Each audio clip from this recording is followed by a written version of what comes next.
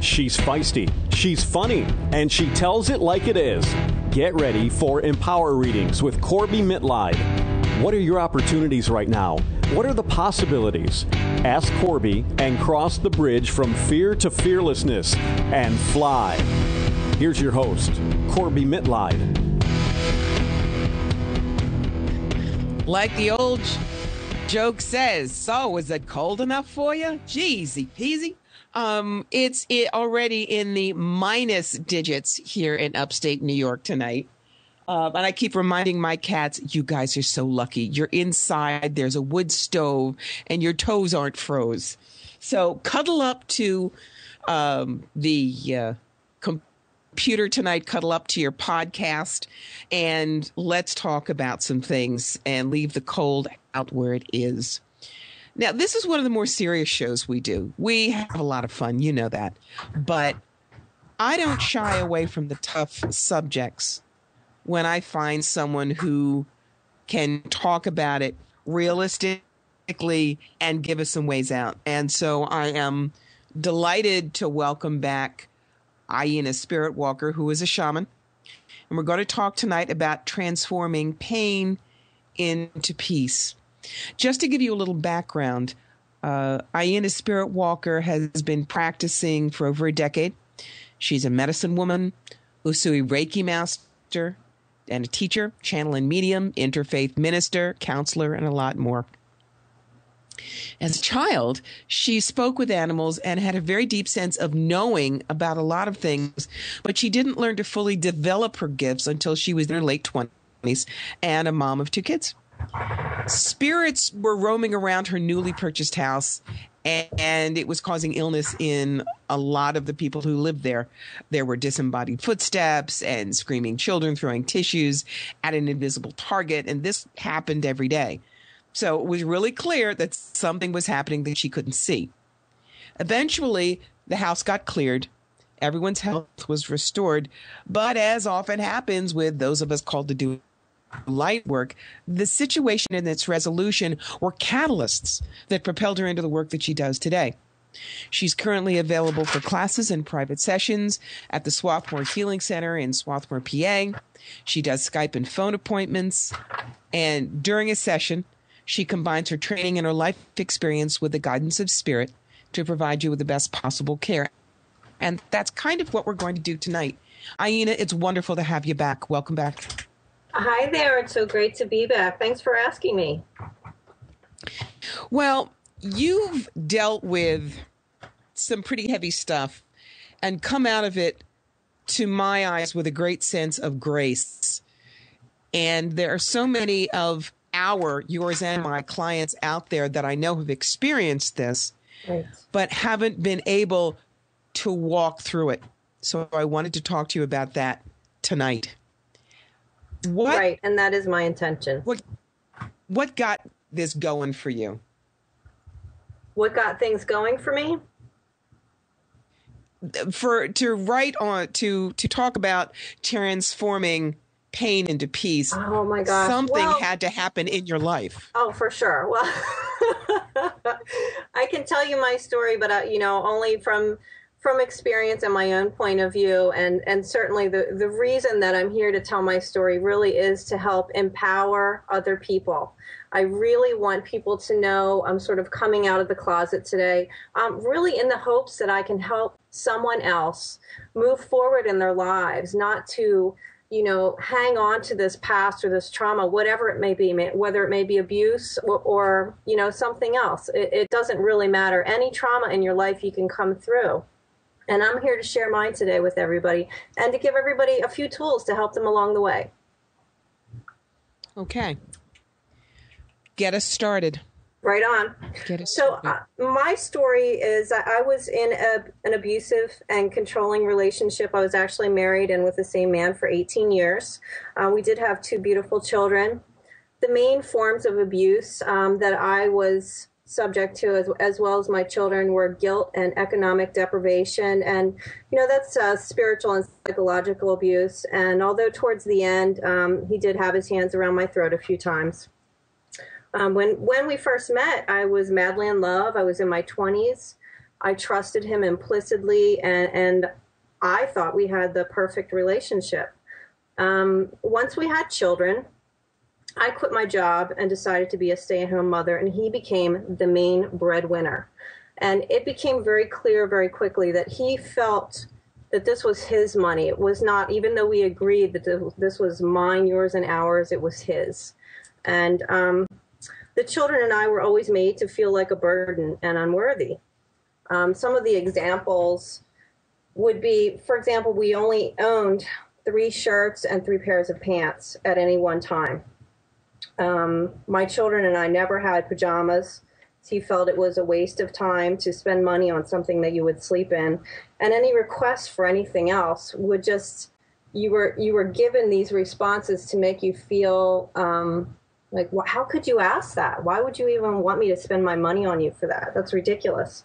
And we really took on those personas. I mean, that's just the way life was. And I honestly didn't really think much of it until my son's 10th birthday.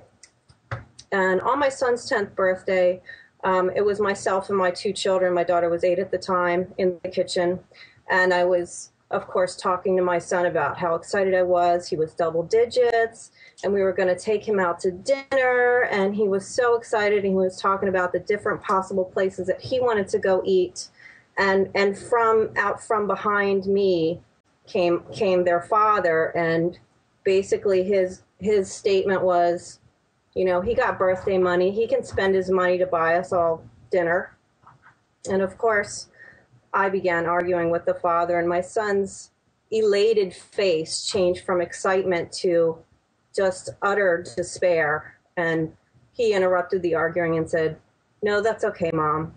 You can have the money. I'll pay for dinner. It's okay. You don't have to spend your money." And that really was my wake-up call. And I thought, how did we get here? How did it get this bad? How did I allow this to happen? And we had already at this point moved to Hawaii. We were running a successful lawn care and cleaning business. We had money in the bank. It wasn't like we couldn't afford more than 3 shirts. It wasn't like we couldn't afford pajamas, or we couldn't afford to go to take our son out for his 10th birthday. It was simply poverty consciousness that was in their father's mind. And when we were living in Hawaii, I homeschooled our children in addition to running the office 40 hours a week. And my healing business was also growing at the same time. And he was getting a lot more controlling. I think the fact that I was coming into my own being, coming into my powers, or my gifts, as we would say, and getting recognition really threatened him, I guess. He knew he wouldn't have been able to control you. Exactly. I was sort of breaking away from, you know, the mother who was at home caring for the children and doing other things. Exactly. And so the more that I started becoming my own person, the worse it got, as far as controlling and making me feel guilty. And at one point he even suggested I get a job, as if I didn't have enough to do, because, you know, me doing my healing business is really taking time away from the family and potential earning income in other ways. So I really, at that point, slipped into a deep depression. You know, this was after my son's 10th birthday, after I'd had my wake-up call. And I even, at one point, my hair was shoulder length, and I knew he really loved my hair. And I took the clippers to my head, and I shaved my head. And that was like my only way that I felt that I could rebel. The only thing I could do, because I just felt so trapped. And after many pleas for therapy, and, you know, professionally, I am a counselor, and I kept saying, I can't be your counselor and your wife. This is what I see. You really need to get help. I'm not going to last much longer this way. And he did nothing. I served him with divorce papers, and we were living on a small island in Hawaii. We were living on Kauai, and there wasn't a lot of opportunity there. And it's also like living in a small town. And I really didn't think the children and I could live in a small town and we could be divorced and it would really work out. So we verbally agreed that the children and I would move to another island. And I took the children to Maui, and I looked for another job. I looked for another place to stay. And we were there for a week, and I was successful. I found a great place to stay. The kids were excited. we're all, we were exploring the different neighborhoods and stuff and really looking forward to having a new life together. And when I returned to find out that their father had not only emptied our personal account, he took my name off the business account and removed me from any access to the business whatsoever. He had already moved out, and I had no money and no access to anything. And it took 3 months for our divorce to be final. And in that 3 months, I had to rely on my family to wire me money so I could pay rent and feed my children. I even started selling some items around the house to try to help keep us afloat, and he actually took me to court for that. Again, still battles with control. It's like we're going back and forth.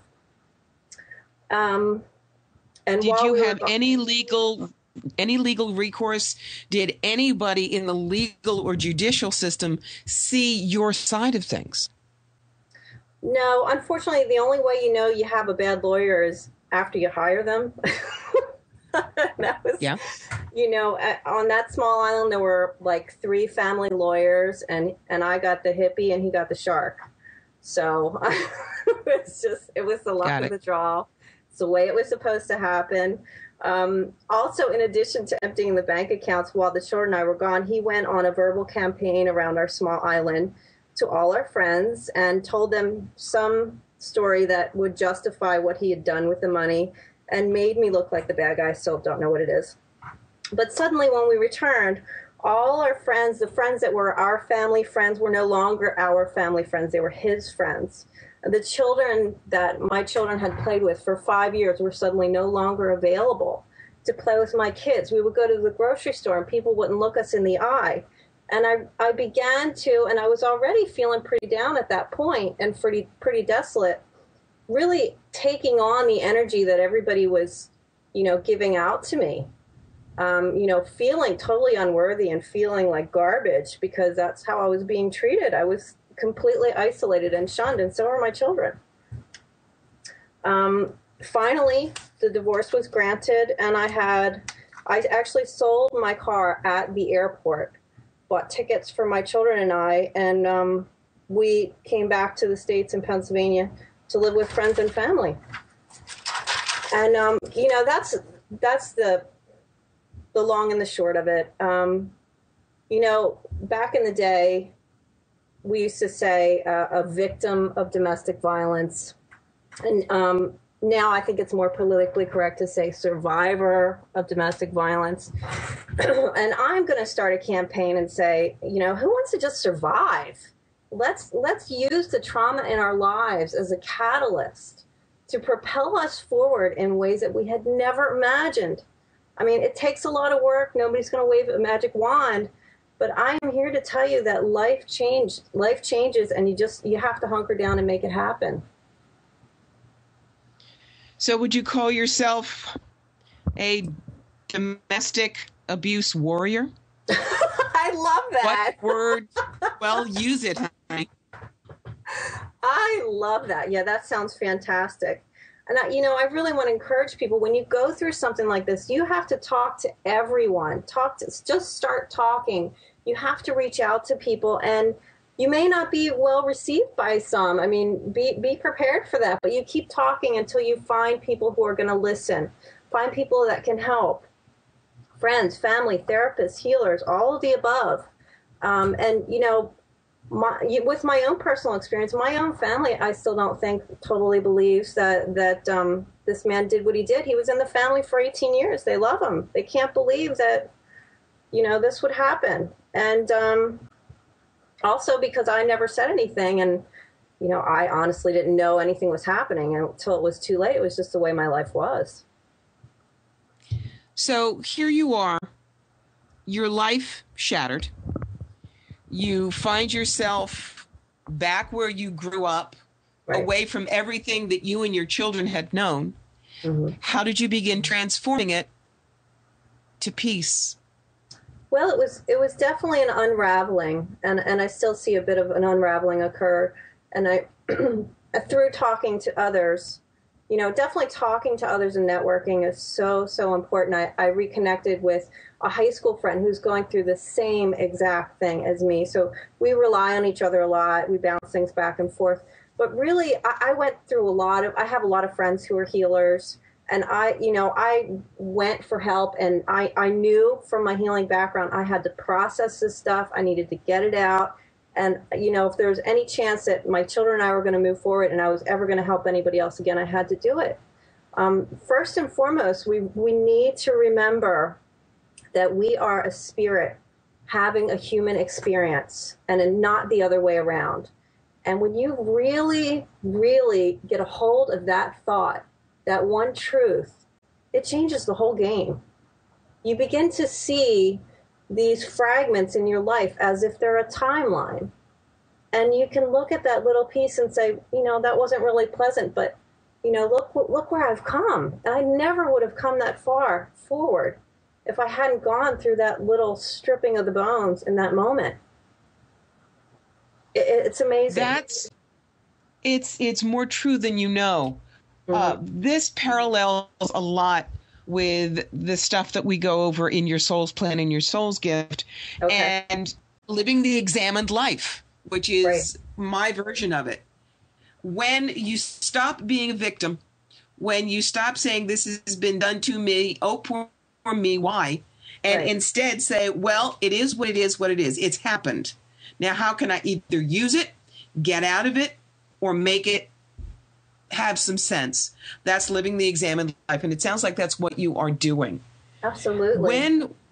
When we finally take a look at it and can be even the smallest bit objective, we get out of our own way, we start getting out of the pity pit, and we can begin to see, how has it made us stronger? What has it taught us?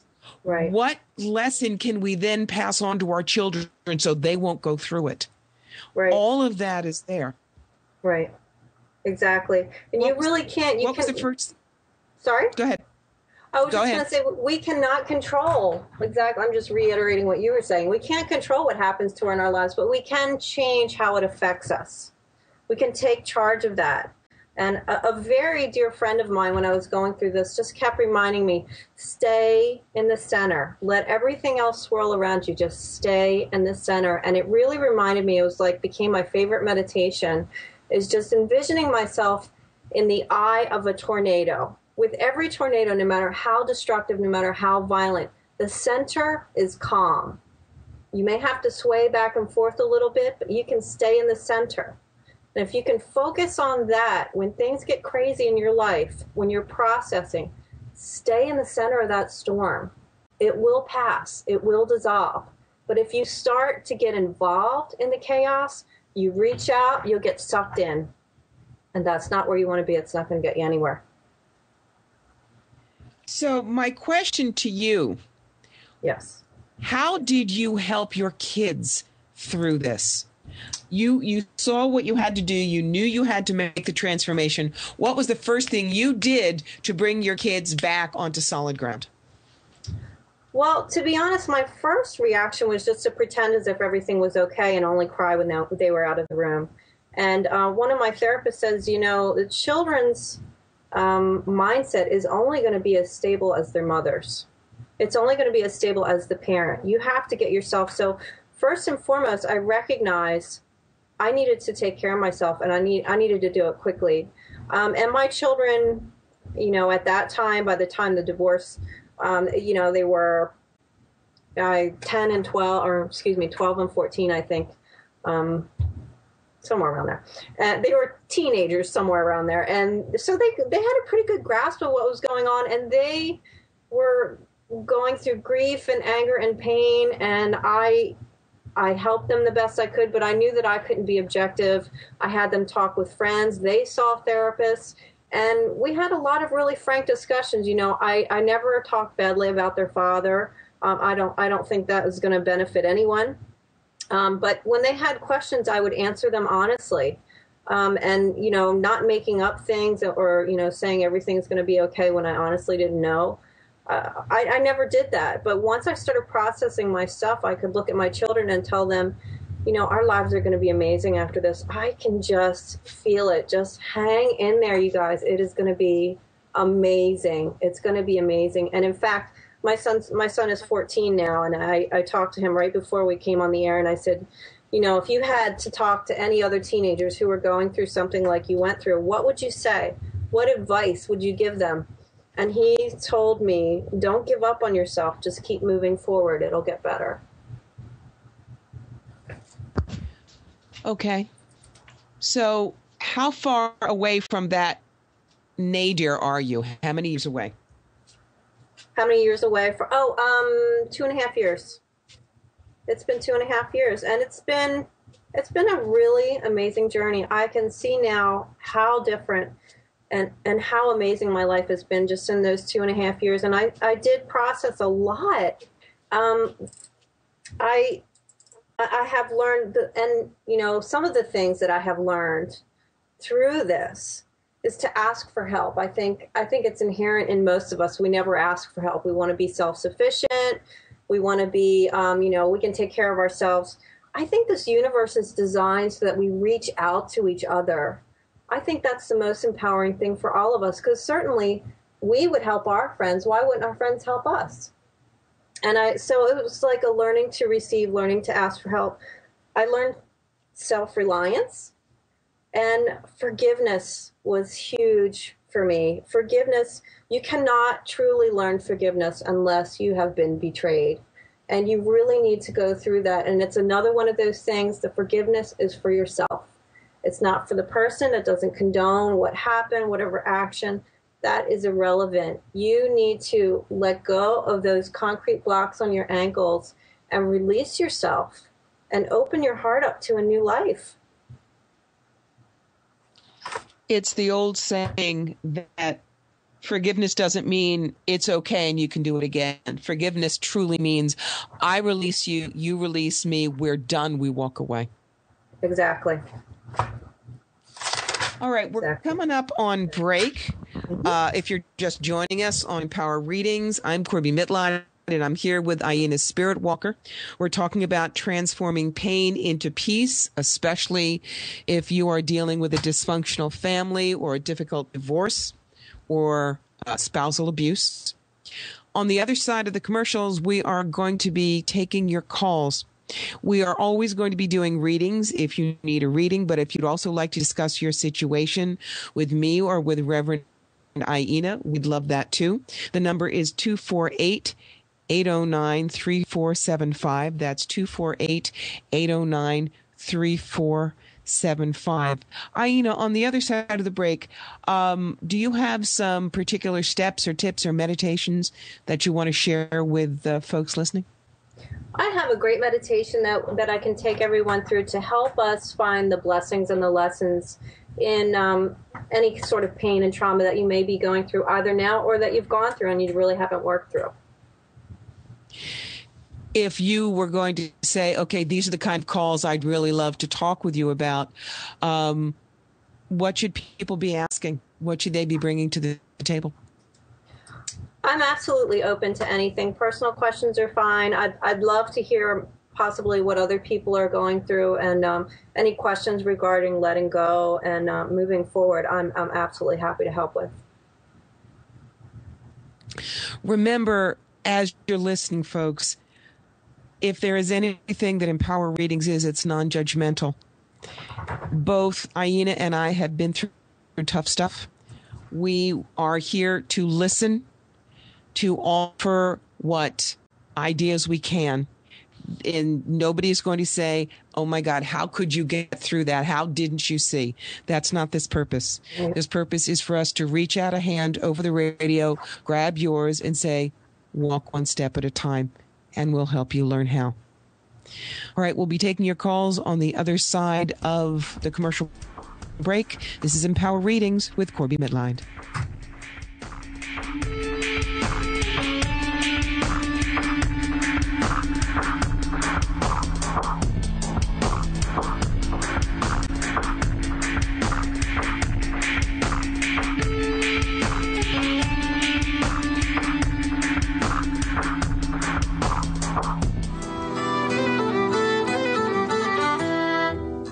Welcome back to Empower Readings with Corby Mitleid. Your calls are next at 248-809-3475. 248-809-3475. Empower Readings on Empower Radio. EmpowerRadio.com. Meetings.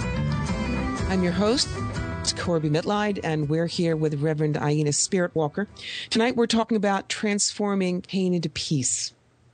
And as always, this half of the show is yours, baby. We need you guys to call 248-809-3475. That's 248-809-3475. Yes, we're taking readings this week, not a problem, but we're also taking any calls if you want to discuss challenges in your family, challenges that you've grown up with, that you're having trouble getting past.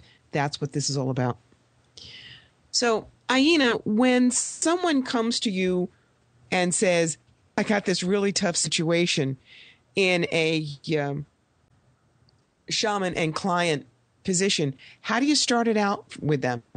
What's first? This is one of the many reasons I'm grateful for everything that's gone on in my life, because I can say to them with absolute certainty, I have gone through it. You can get to the other side of it. And I know it's really hard.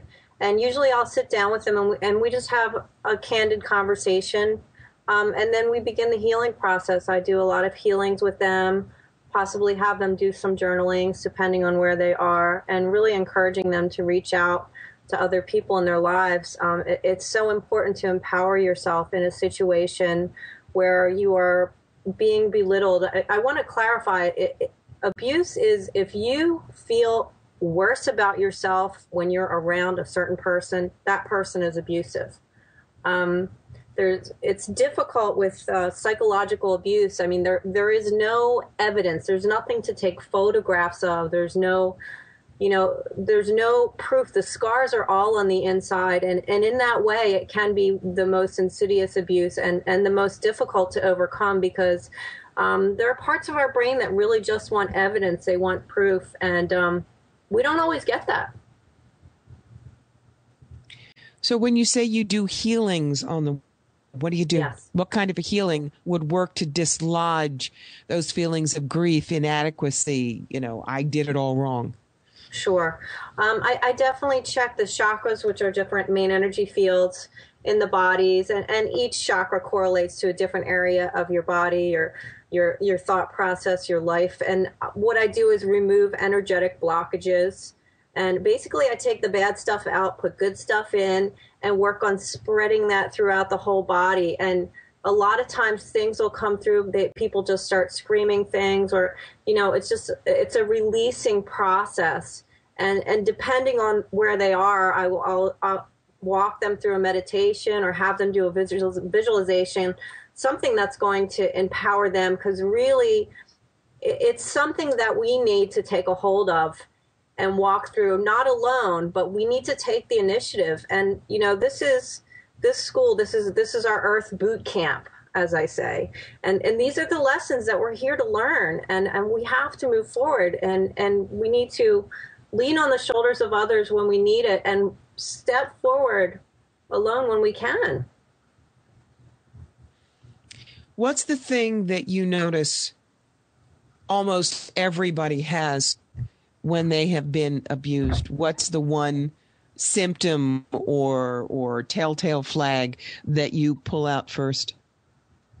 Oh, it's always in the intuitive center. It's that gut center, the feeling when, if we say you have a gut feeling about something, it's just in your navel area. And that's where we trust ourselves. That's where we have that sense of knowing. And when you have gone through a trauma, or you have undergone abuse, that is so blocked up, and we really need to clear that out. And the heart, of course, probably goes without saying. It is usually very difficult as well. But those two areas are really something, and it can be like peeling an onion. You get something out, and it gets processed, and more stuff comes up. Other things keep floating to the surface, and you just have to keep moving forward. It's not an easy process. doing the healing work, receiving healing work and doing the therapy, it's difficult, but it's necessary. It's what you need to do. So you said that you had a meditation that Sure. people can do. Is that something that you can share? I would love to do that. Shall we start now? Okay. All right. So just sit or stand however you're comfortable and just take a few deep breaths and really just focus on your heart center. Focus on the light that is within your being, the light that is truly you, and the light that connects you to the divine, to God, Allah, Great Spirit, whatever it may be for you. Feel the presence of that divine source within you as you breathe in and breathe out. And as you begin to hear a creek, I want you to find yourself walking along a beautiful babbling creek, recognizing the special sounds. The grass seems to be singing to you as you're walking. The trees have a whisper of their own. And the creek itself, the ripples seem to be whispering special secrets into your ear.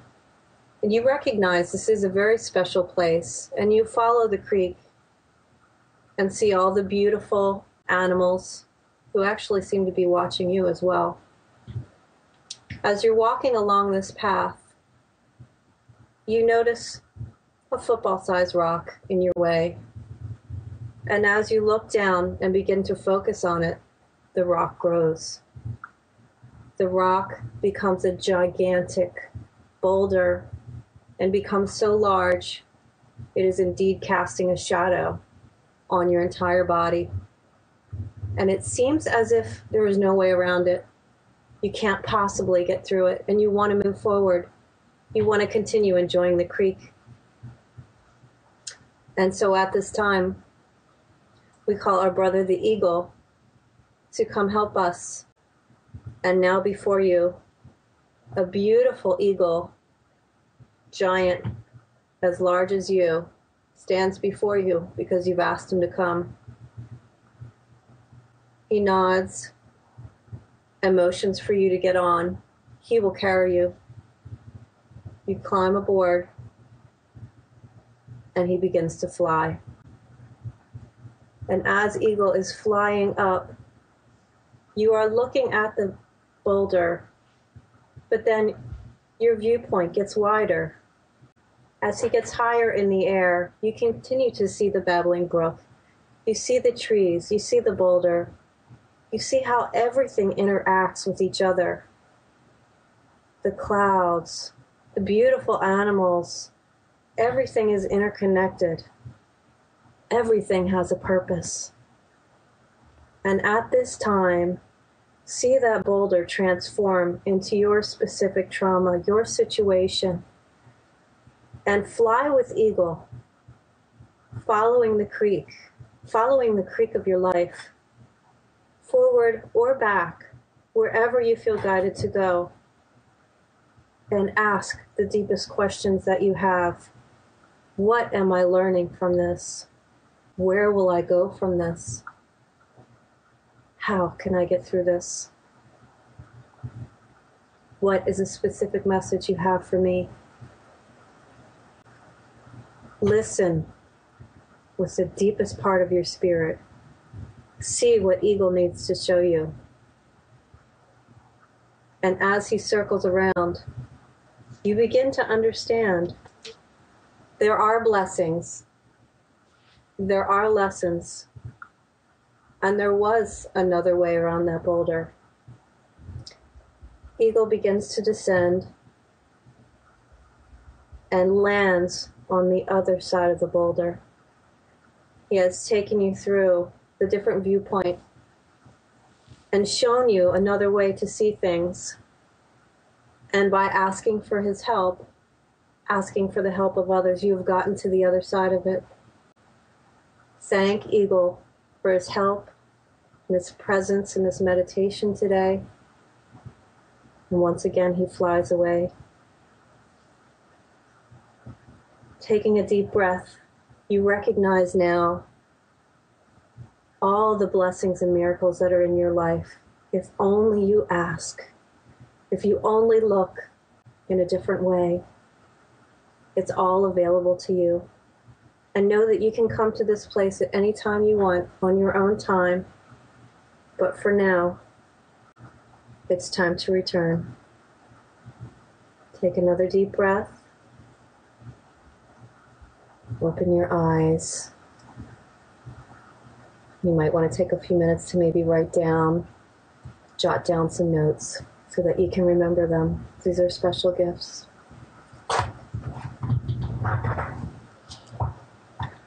The first time that you did that meditation for yourself, because I'm imagining that you have. Yes. How did you work with Eagle? How did Eagle speak to you about this boulder in front of you? Well, I have those different, and maybe it's because I do this for a living, or I'm very impetuous. I'll argue with spirit constantly. I'm hearing from Eagle, there are great blessings and lessons. Let me take you higher and you will see. And I'm grabbing onto Eagle saying, but I can't see it. We're not high enough. I can't see it. Go farther. And he's saying, just listen. And so I struggled with it. I walked myself through it, but I struggled with it. And it was a very tearful, moving thing. It was, and I did recognize that I needed to ask for help to get on the other side of it. And indeed, at that point, I already was asking for help. What is it that most people find the most difficult to let go? Because we hold on to things, even Right. what looks like it's really rotten for us, until we're done with whatever it is. There's always something that we hold on to because for some reason we want it. What's the thing that people have the most trouble getting away from or giving up in order to heal? I think we get very attached to our story. Our ego wants validation. Our ego wants to know that, and I think it's a human trait to want validation, to know that what you went through, that was terrible. And we want people to pat us on our back. And, carrying that story around you, and just if you imagine, again, yourself on this timeline, if you keep looping back to the past, you are never going to get past it. And forgiveness, I think, too, is it's huge. Forgiveness, for me personally, forgiving myself and also forgiving their father. It was big for me. It was huge. Why are people so afraid to forgive?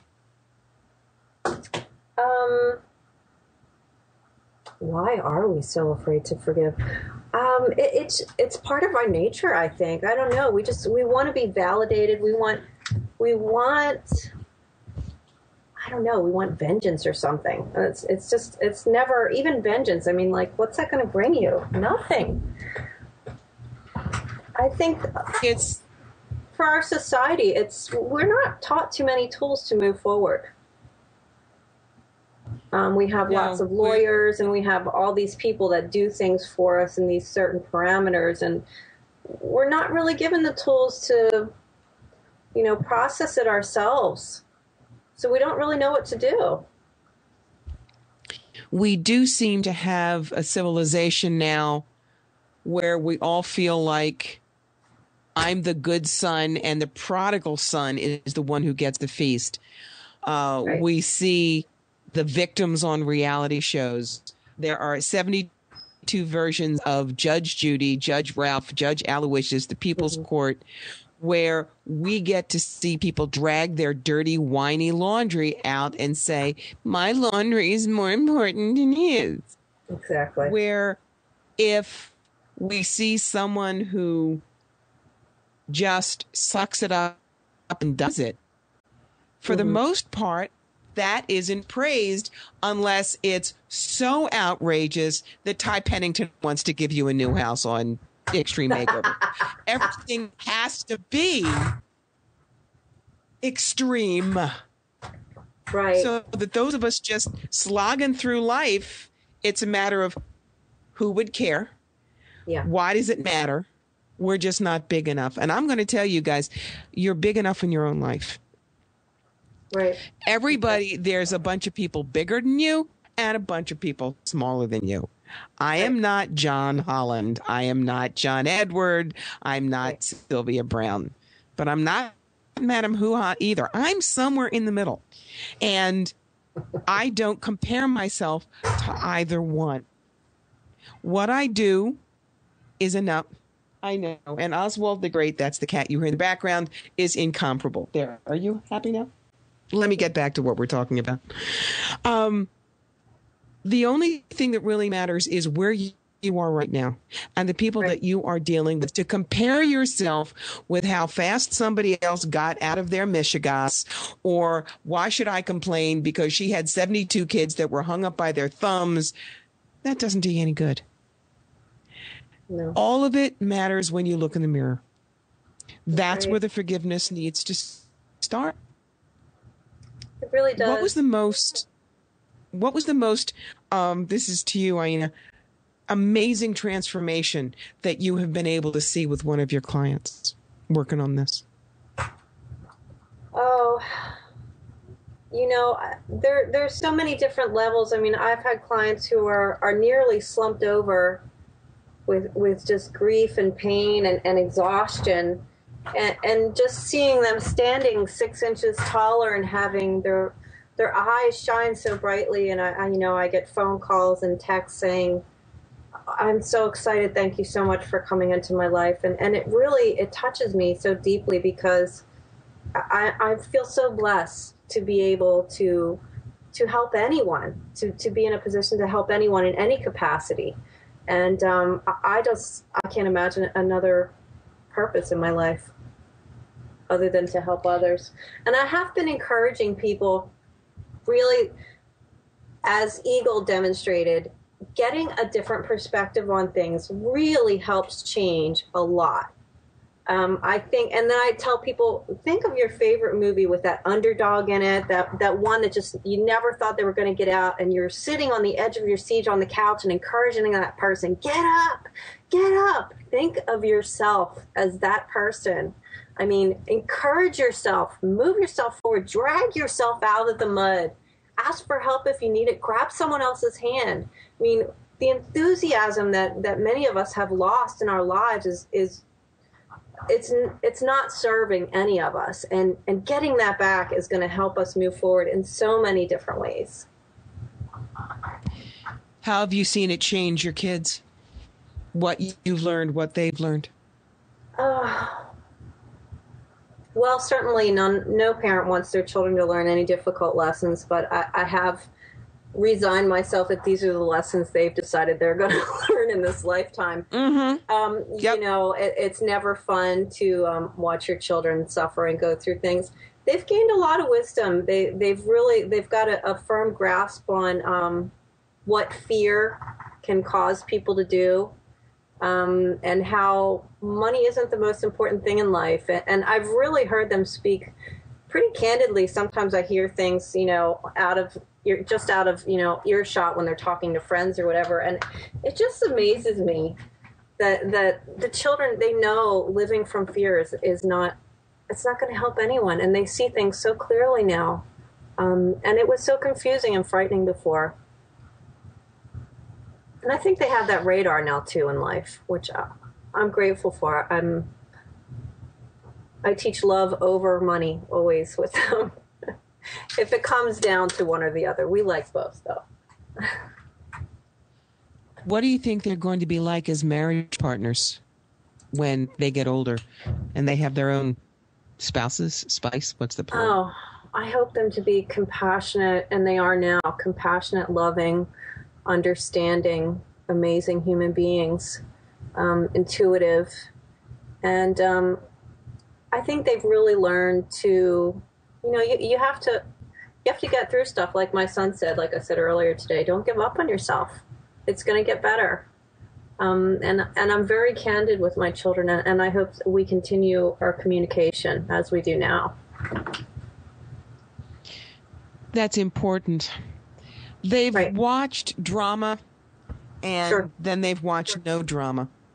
And I think you really hit it on the head when you said people are attached to their stories. Yes. Yeah. One of my favorite magnets is, if you weren't your story, who would you be?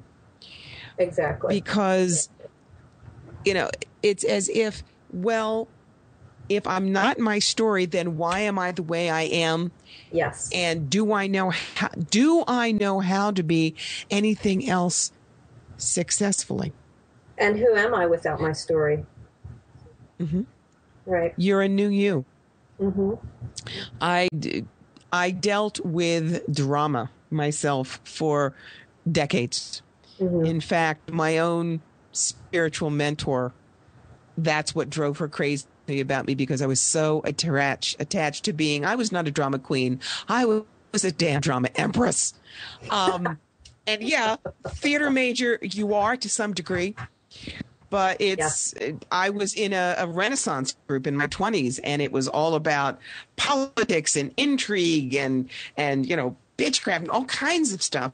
And I thought to myself, life is painful, but at least I'm living, and I'm living big.